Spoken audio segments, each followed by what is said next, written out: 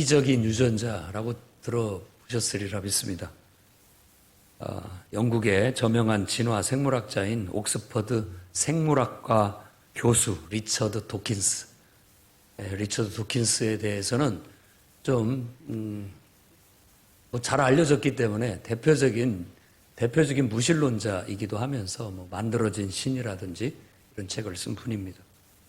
근데 그가 이기적인 유전자라는 책을 1976년도에 출간을 했습니다. 그 책의 내용은 인간의 번식은 유전자를 존속시키기 위해 프로그램된 행동일 뿐이다 라고 그렇게 주장을 했습니다. 어느 정도 좀 고개가 끄덕이지는 면은 있습니다. 그의 주장에 따르면 유전자는 자신이 어느 몸을 빌리고 있는지 간에 자신의 생존에만 신경을 쓰는 이기적인 존재고, 생명체는 자신의 주인인 유전자를 보존하기 위한 수단에 불과할 뿐이다 라고 그렇게 얘기합니다. 고개는 끄덕이는데, 야 그러면 우리 인간이 도대체 뭐냐? 유전자의 종이냐? 유전자가 나를 지배하고 있고 나는 그냥 유전자에 따라서 살아가는 존재에 불과하냐? 그러면 짐승이나 왜 안 가지지 뭐 다를 게 있느냐 하는 좀 그런 마음이 솟구칩니다. 똑같이 유전자를 연구해도 콜린스라는 사람은 다르게 얘기를 합니다. 그걸 신의 언어라고. 프랜시스 S. 콜린스라고 하는 사람은 그 클린턴 대통령 때 6년에 걸쳐서 인간의 유전자를 연구해서 게놈 지도라고 해서 유전자의 모든 요소를 다 파악을 해서 유전자가 각각 무엇을 담당하는지 그걸 다 연구해서 그 지도가 나왔어요. 유전자 지도가. 그 일을 맡아서 했던 연구소장이 바로 콜린스입니다. 근데 그는 거꾸로 얘기합니다. 다 어떤 그런 것을 통해서 신이 어디 있느냐라고 할 때 이거야말로 정말 신의 언어다. 하나님께서 요한복음 1장 1절에서 말한 것처럼 말씀이 계셨다. 그 말씀이 육신이 되어 우리가 됐다. 우리 가운데 오셨는데 그분이 예수님이다. 라고 말한 것처럼 그 말씀이라는 게 창조주 하나님의 어떤 지도다, 지도. 청사진. 인간을 창조하는 청사진이다. 그렇게 얘기합니다. 그뿐만 아니라 그 유전자가 인간이나 다른 동물들이나 다 비슷한 것이 있지만 몇 가지만 다르거든요. 그런 거에 대해서도 진화의 증거라고 말하지만 콜린스 박사는 이러한 생물 게놈 사이의 유사성은 신이 훌륭한 설계 원리를 반복해 사용했다는 증거일 뿐이다. 그렇게 얘기하고요. 클린턴 대통령께서 그 게놈 지도가 완성되는 날 그 행사에 참석해서 오늘 우리는 하나님이 생명을 창조할 때 사용한 언어를 배우고 있습니다.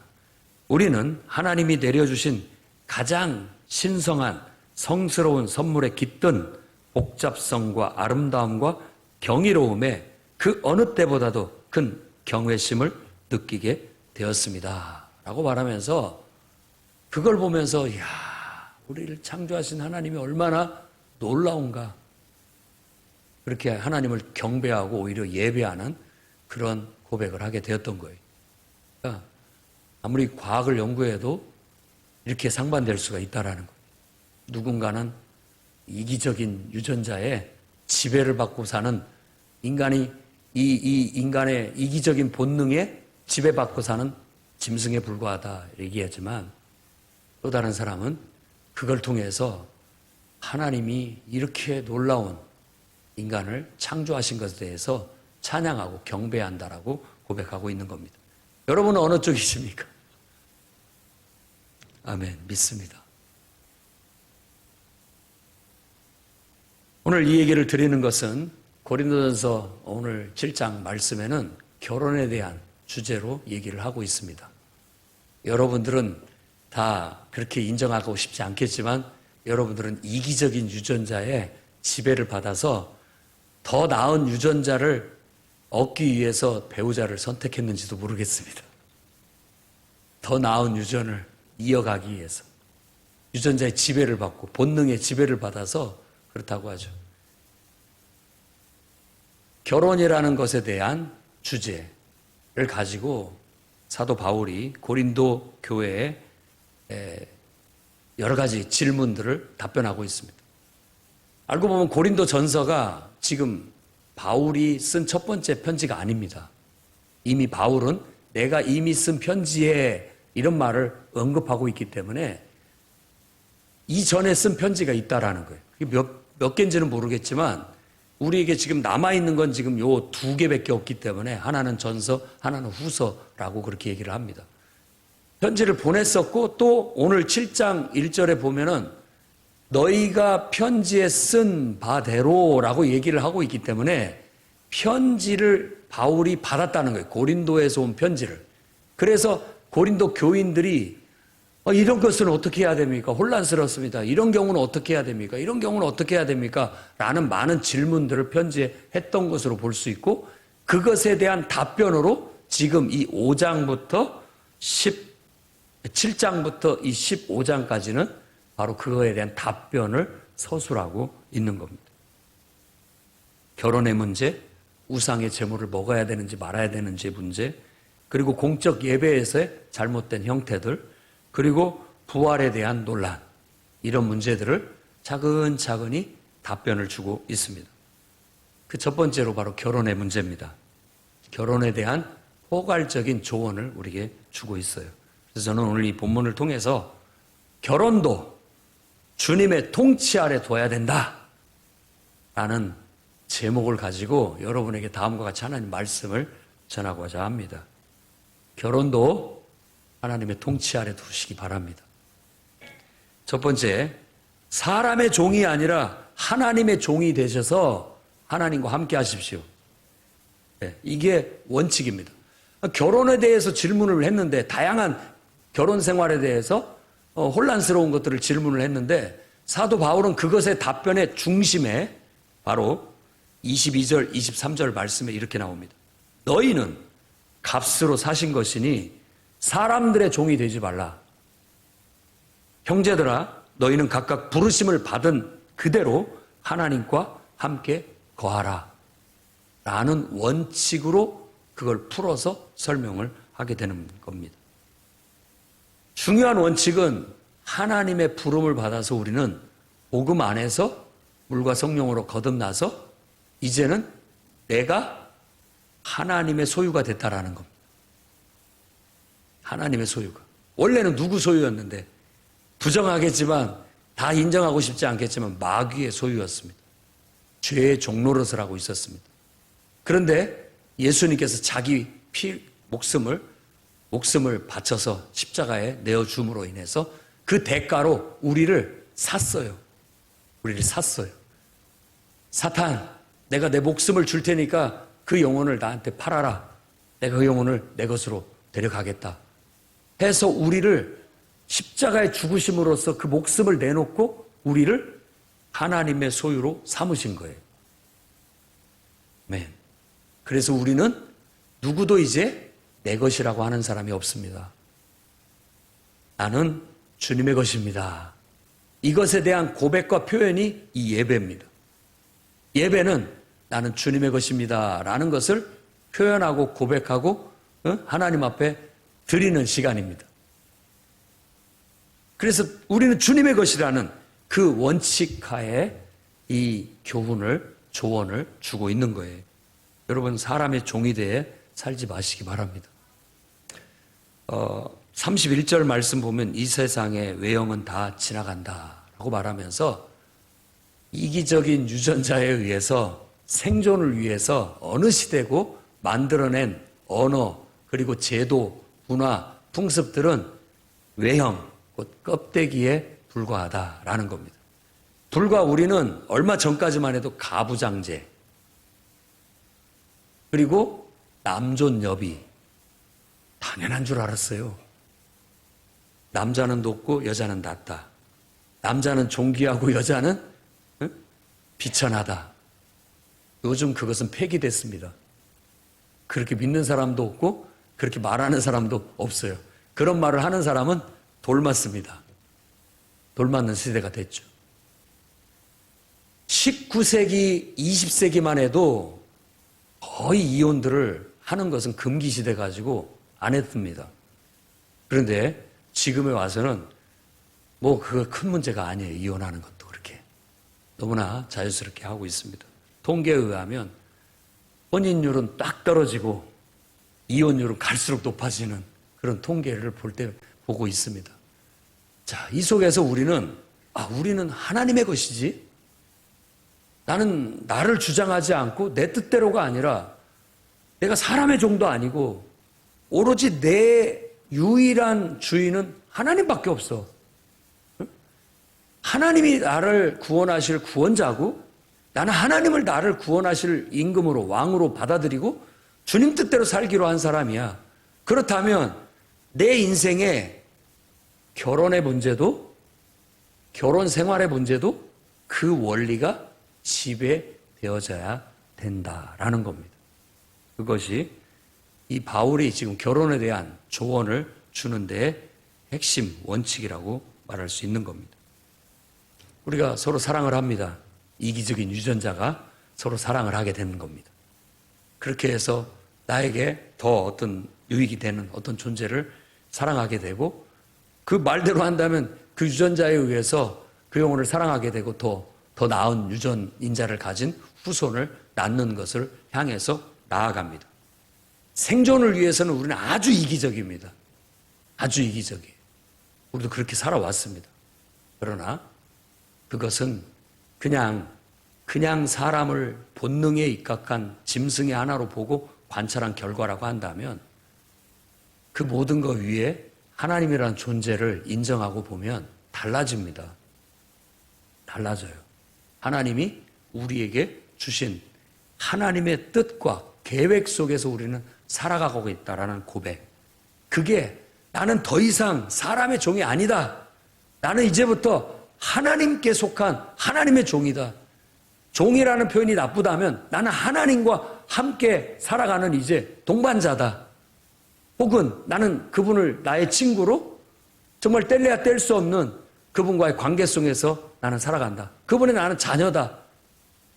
라는 그런 고백 속에서 살아가는 것이 우리의 신앙입니다. 신앙이에요. 그러니까 그분 안에서 사랑도 하고 그분 안에서 결혼도 하고 그분 안에서 결혼 생활도 영위하고 그분 안에서 삶의 의미를 찾고 가치도 해석하면서 저와 여러분들은 살아가야 된다라는 말입니다. 그것이 바울이 가르치는 원칙입니다. 그러니 여러분 결혼했다고 해서 오해하지 말고 들으십시오. 정말 가끔 가다가 지금 이 두 내외가 배우 결혼한 부부가 와 계시는데 정말 내가 내 배우자를 최고로 알고 최고로 사랑하고 살아가야 되는데 그 위에 누군가를 나보다도 더 사랑하고 나보다도 더 위하는 존재가 있으면 시기 질투가 나게 돼 있죠. 기분 나쁘죠. 그러나 하나님은 사람이 아닙니다. 사람이 아니에요.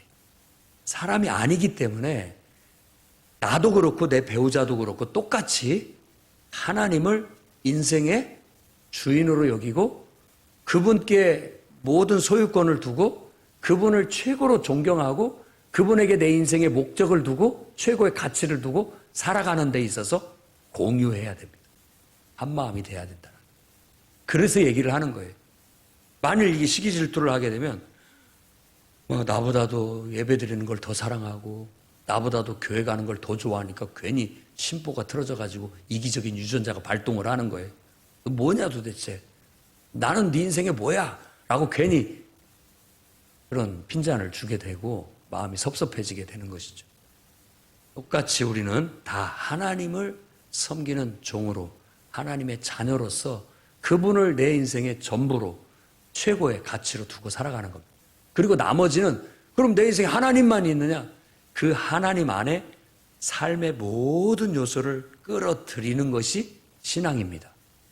배우자도 하나님 안에서 의미를 찾아야 되고 자녀들마저도 하나님 속에 끌어들여서 하나님 안에서 의미와 가치를 찾아야 되고 여러분의 직장도 하나님 밖에 두지 말고 하나님 안으로 끌어들여서 하나님 안에서 직장의 가치와 의미를 추구하고 사업도 하나님 안으로 끌어들여서 그 속에서 사업의 가치와 의미를 추구하고 사는 게 하나님의 종이 되어 그분과 함께 한다라는 뜻입니다. 그러니 여러분들도 꼭 그렇게 살아가는 사람이 되시기를 바랍니다.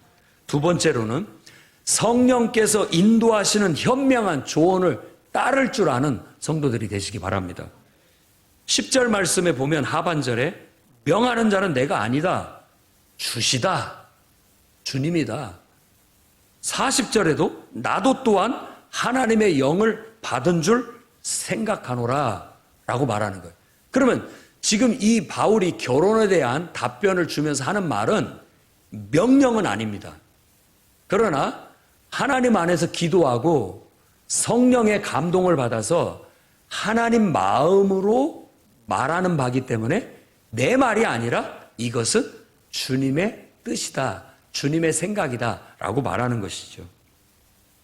자기 중심적인 것이 아니라 하나님의 중심의 관점에서 기도하고 묵상하고 감동을 받아서 나온 생각들이고 그런 분별이고 그런 말들이다 라고 그렇게 얘기하는 거예요. 이거 우리가 훈련해야 됩니다. 우리도 순간적으로 내 이기적인 유전자에 의해서 말이 튀어나오면 안 됩니다. 여러분 부부들 잘 기억하십시오.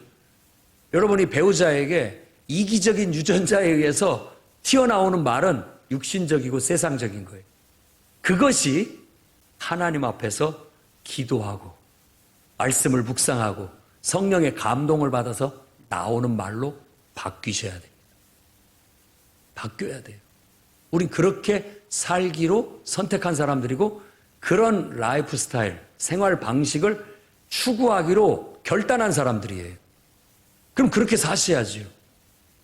순간적으로 기분이 확 나쁘다고 순간적으로 내 이기적인 마음속에서 튀어나오는 말들을 하나님의 임재를 구하고 기도와 말씀의 묵상 속에서 하나님의 성령의 감동을 따라서 그걸 거르고 다듬어서 감동을 따라 말하십시오. 그러면 아마 부부 사이가 좋아질 겁니다. 그러면 여러분의 관계가 더 훨씬 성숙한 관계가 되게 될 거예요. 교회 안에서도 꼭 그렇게 하십시오. 여러분, 이기적인 유전자의 자극을 받아서 툭툭 말하지 마시고 성령의 감동을 받아서 말하십시오. 기도했더니 하나님께서 이런 마음을 주시더라. 그렇게 말하시라고요. 아, 그냥 기분 나빠. 왠지 몰라. 그냥 기분이 나빠. 싫어. 왜 그러는지 몰라. 이런 있는 그대로 이기적인 유전자를 드러내지 마시고 그런 마음이 있더라도 기도하고 또 하나님 앞에 걸르고 성령의 감동을 받으니까 야, 성령의 감동 속에서 이런 마음이 들더라. 이런 생각이 들더라. 성령의 감동 안에서 내가 기도했더니 이런 말을 해주고 싶더라 하는 그렇게 다듬어지고 걸러지게 된다면 훨씬 우리들의 관계가 더 건강해질 뿐만 아니라 남들이 그럴 경우에는 오해해도 상관이 없습니다. 하나님 안에서 했기 때문에 내가 하는 말이 내 말이 아니라 주님의 말이다. 이런 확신이 있기 때문에 흔들릴 것도 없고 두려워할 것도 없습니다. 이런 식으로 우리는 성령의 인도함을 받는 그래서 그 속에서 현명하게 하나님의 뜻을 읽어낼 줄 아는 훈련이 돼야 됩니다. 사도 바울은 지금 육신적인 고린도 교인들이 결혼에 관계된 여러 가지 문제들을 질문할 때 어떻게 해야 됩니까? 이렇게 물었을 때 그렇게 기도하면서 성령의 감동 속에서 이 답변을 주고 있다라고 말하고 있는 거예요. 그 답변의 구체적인 내용들을 보면 첫 번째, 결혼한 부부가 영적인 일을 한다고 부부관계의 의무를 소홀히 하지는 말아라 라는 교훈입니다. 풍토가 그래요. 육신적인 일들로 부부가 이렇게 살게 되면 영적으로 약해진다라는 통설이 있다고요. 통설이. 그래가지고 기도하고 예배하는 데만 막 집중을 하고 부부관계나 의무는 아예 소홀히 해요. 그러니까는 고린도 교인이 질문을 하는 거예요. 목사님, 이래도 되는 겁니까? 질문을 하는 거죠. 그랬을 때 바울이 기도하고 성령의 감동을 따라 말하는 거예요. 야, 그거 적절히 해라. 적절히. 왜냐하면 충실한 부부 생활이 이루어지지 않게 된다면 결국은 배우자가 비행을 저지르는, 그런데 유혹을 받는데 더 취약하다 라는 거예요. 부부 생활을 통해서 충족되지 않으면 묘하게 사람들은 다른 데서 비행을 저지르는 쪽으로 흘러가게 된다는 거예요. 그러니까 그런 거에 대해서 뭐라고만 할 것이 아니라 그런 일들이 없도록 균형을 잡을 필요가 있다라는 거예요.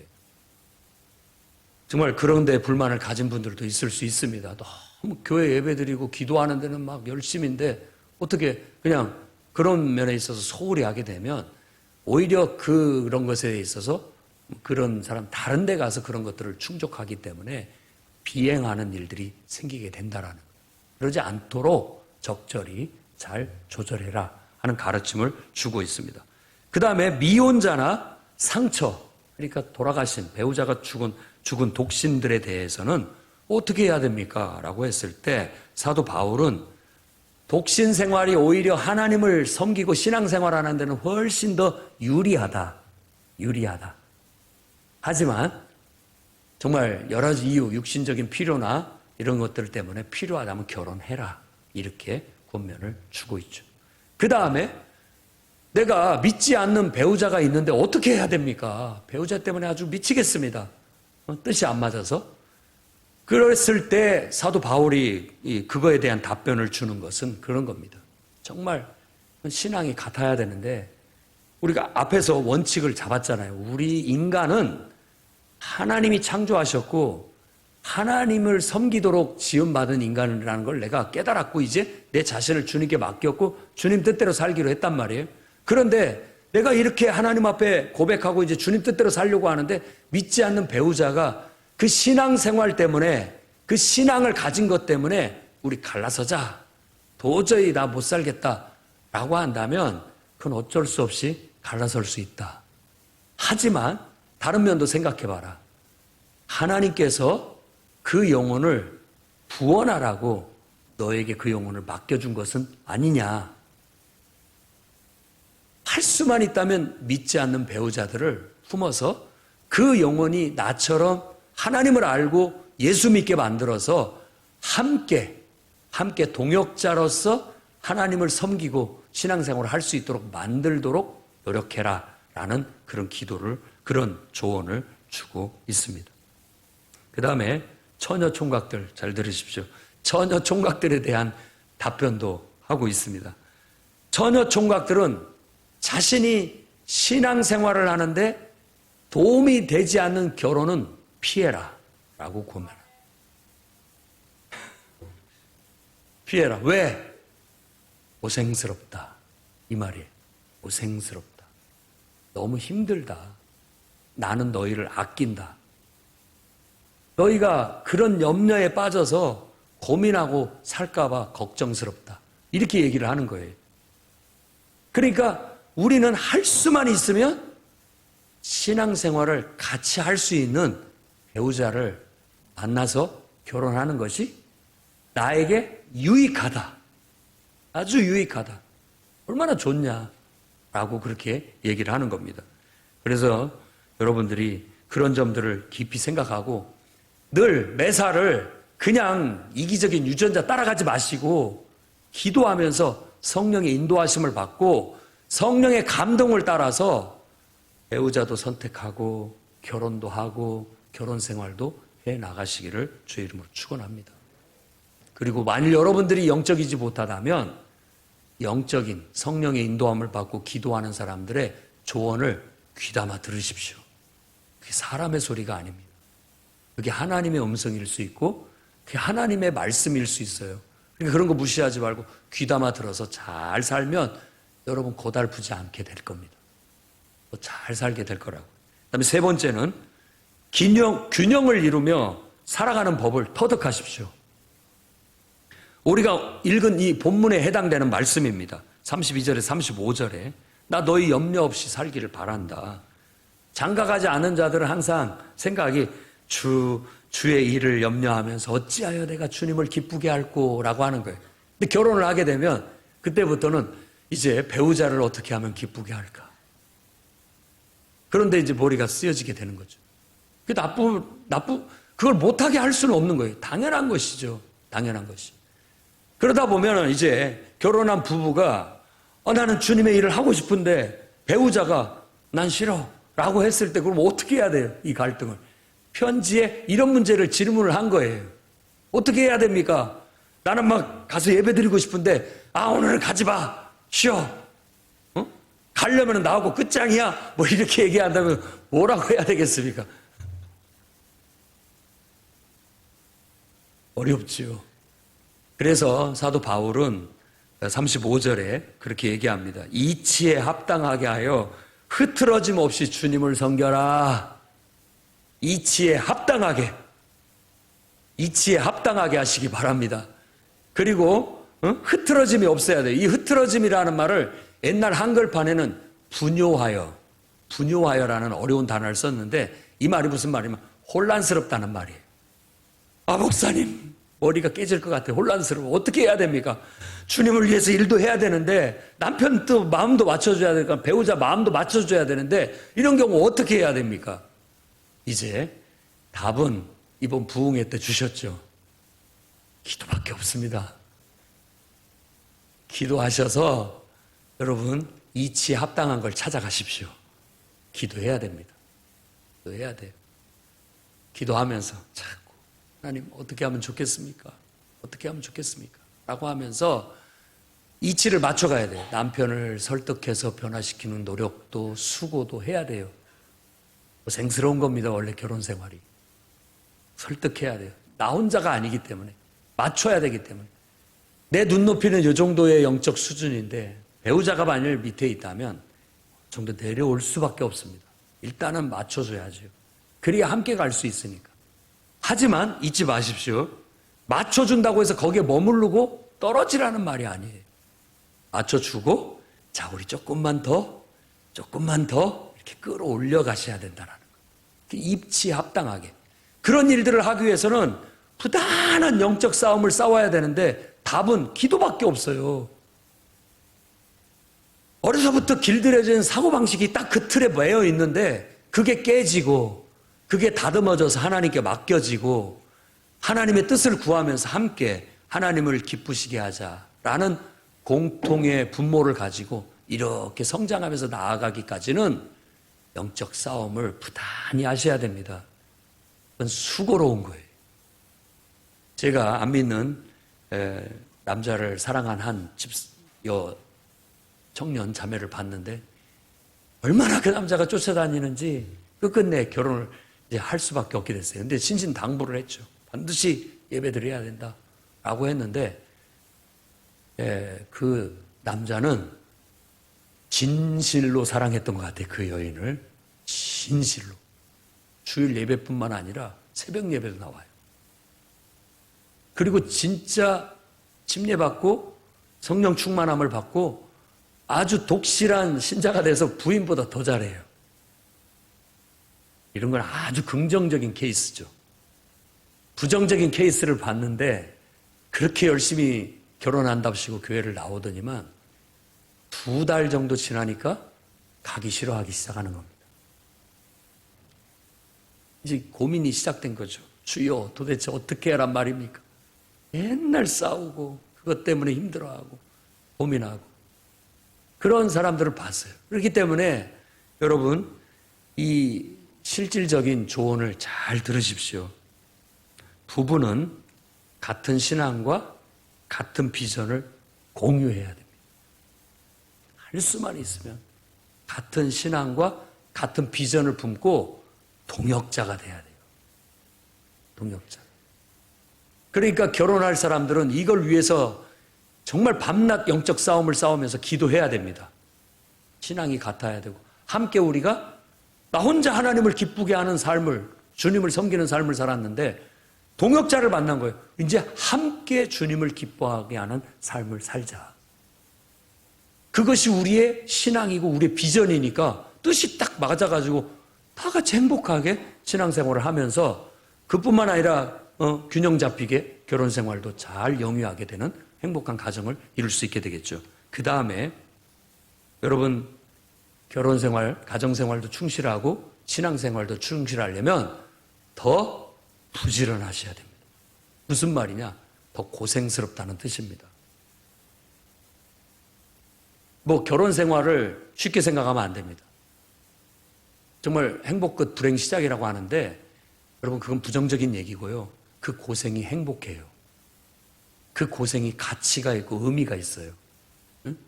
내가 누군가를 사랑해서 그 사람을 위해서 고생한다라는 거, 그 사람을 위해서 희생한다라는 것은 숭고한 것이고 아름다운 것이고 가치 있는 거예요. 요즘 젊은이들이 그 고생하기 싫어서 결혼을 안 한다라는 것은 좀 왜곡된 사랑을 알고 있는 겁니다. 진실한 사랑은 너를 위해서 죽을 수도 있다. 이거 아니겠습니까? 그깟 고생은 너를 위해서 내가 왜 못하겠느냐. 아무리 먼 거리도 그 사람 만나기 위해서는 뭐 차비가 얼마가 들든 기름값이 얼마가 나가든 아무 생각도 안 들어요. 그 모든 것들은 기꺼이 할 수 있는 것이 진정한 희생적인 사랑이고 참된 사랑인 것이죠. 예. 정말로 내가 하나님도 잘 섬기고 싶고 가정도 행복하게 이끌고 싶다면 더 부지런해지시고 더 고생스러워야 됩니다. 오히려 그것이 근데 나는 행복해요. 그것이 더 기쁨이고 더 인생이 가치 있다고 여기는 것이죠. 그 다음에 부부간에라든지 또 배우자 간에 충분한 의사소통과 협의가 필요합니다. 의사소통을 할 수 있어야 됩니다. 여러분, 기도하면서 성령의 감동을 따라서 서로 말을 해야 됩니다.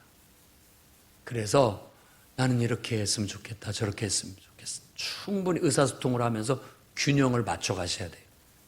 처음에는 내가 더 신앙이 좋고 더 헌신적인 사람이라면 덜 헌신적인 사람한테 맞춰주는 듯 하다가 맞춰주면서 조금씩 같이 끌어올려서 수준을 높여가야 됩니다.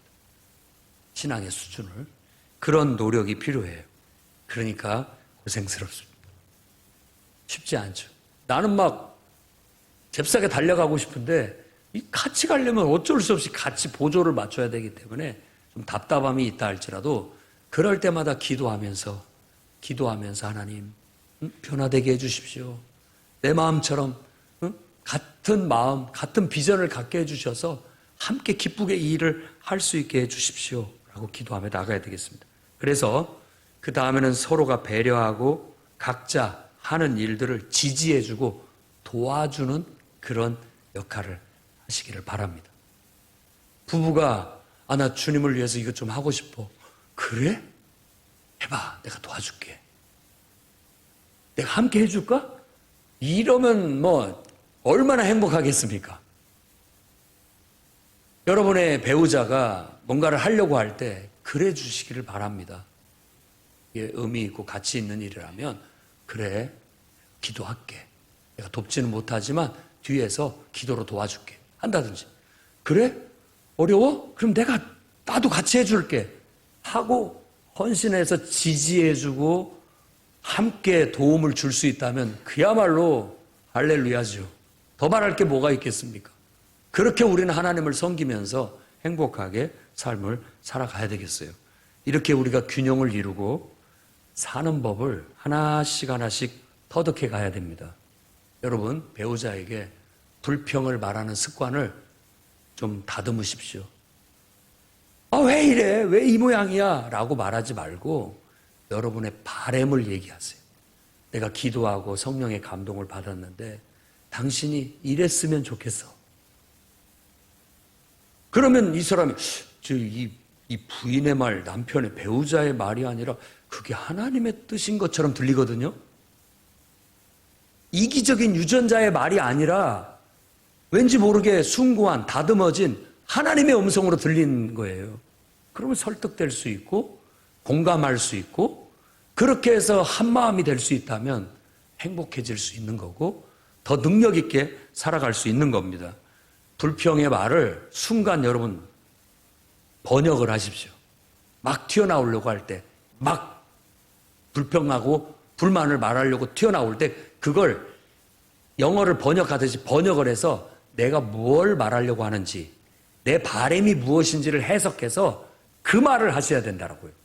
그러니까 순식간에 기도하고 하나님의 성령의 감동을 받아서 해석이 딱 이루어지면 다른 게 아니라 나는 당신이 일찍 오면 좋겠어. 그냥 바램으로 나가게 되는 거예요. 그건 기도하고 성령의 감동을 따라서 다듬어 줄 수 있는 부분이라고 믿습니다. 앞으로도 여러분들이 균형을 이루며 사는 법을 터득해 가시기를 바랍니다. 정말 기도하면서 더 좋은 방법을 찾아가십시오. 사도 바울도 성령의 감동 속에서 여러분들한테 이런 조언을 줬고 저도 성령의 감동 속에서 이런 설교를 여러분에게 주니까 여러분들도 이 말씀을 받아서 똑같이 기도하면서 성령의 감동을 받아서 정말 균형 잡힌 건강한 더 좋은 방법을 찾아가면서 행복하게 살아나가시기를 주의 이름으로 축원합니다. 기도하겠습니다. 거룩하신 주님,